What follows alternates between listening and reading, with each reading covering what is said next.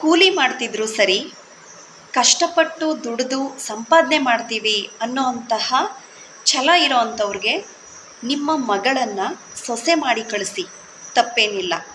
ಆದರೆ ಕೋಟಿ ಆಸ್ತಿ ಇದೆ, ನಾವು ಮಾರ್ಕೊಂಡು ತಿಂತೀವಿ ಅನ್ನೋ ಅಂಥವ್ರ ಮನೆಗೆ ಮಾತ್ರ ಯಾವ ಕಾರಣಕ್ಕೂ ನಿಮ್ಮ ಮಗಳನ್ನು ಸೊಸೆಯಾಗಿ ಕಳಿಸ್ಬೇಡಿ. ಯಾಕೆ ಅಂತ ಹೇಳಿದ್ರೆ, ಕೂತ್ಕೊಂಡು ತಿನ್ನೋರಿಗೆ ಕುಡಿಕೆ ಹೊನ್ನು ಸಾಲಲ್ಲ ಅನ್ನೋ ಹಾಗೆ ಕೋಟಿ ಕೋಟಿ ಆಸ್ತಿ ಇದ್ರೂ ಅದನ್ನು ಮಾರ್ಕೊಂಡು ಅದರಿಂದ ಜೀವನ ಮಾಡ್ತೀವಿ ಅನ್ನೋ ಅಂಥವರು ಅವರು ಒಂದು 4-6 ವರ್ಷಗಳಲ್ಲೇ ಇರೋ ಆಸ್ತಿನೆಲ್ಲ ಕಳ್ಕೊಂಡ್ಬಿಡ್ತಾರೆ. ಹಾಗಾಗಿ ಆಸ್ತಿ ಮುಖ್ಯ ಅಲ್ಲ, ದುಡಿಯುವ ಹಣಕ್ಕೆ ಎಷ್ಟು ಮೌಲ್ಯ ಇದೆ ಅನ್ನೋವಂಥದ್ದನ್ನು ಯಾರು ಅರ್ಥ ಮಾಡ್ಕೊಂಡಿರ್ತಾರೋ ಅಂಥವರು ಬಹಳ ಮುಖ್ಯ ಆಗ್ತಾರೆ ಜೀವನದಲ್ಲಿ.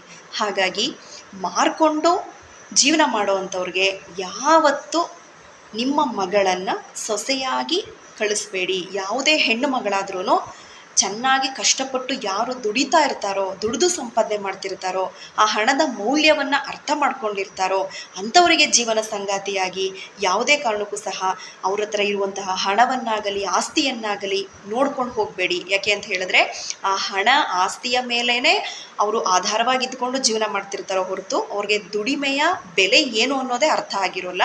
ಹಾಗಾಗಿ ಅಂಥ ಮನೆಗೆ ಸೊಸೆಯಾಗಿ ಏನಾದರೂ ಹೆಣ್ಣು ಮಗಳು ಹೋದರೆ ಅಲ್ಲಿ ಅವಳು ನೆಮ್ಮದಿಯಾಗಿರೋಕ್ಕಂತೂ ಯಾವ ಕಾರಣಕ್ಕೂ ಸಾಧ್ಯ ಇಲ್ಲ. ಇದು ಸದ್ವಿನಿಯ ಸುವಿಚಾರ.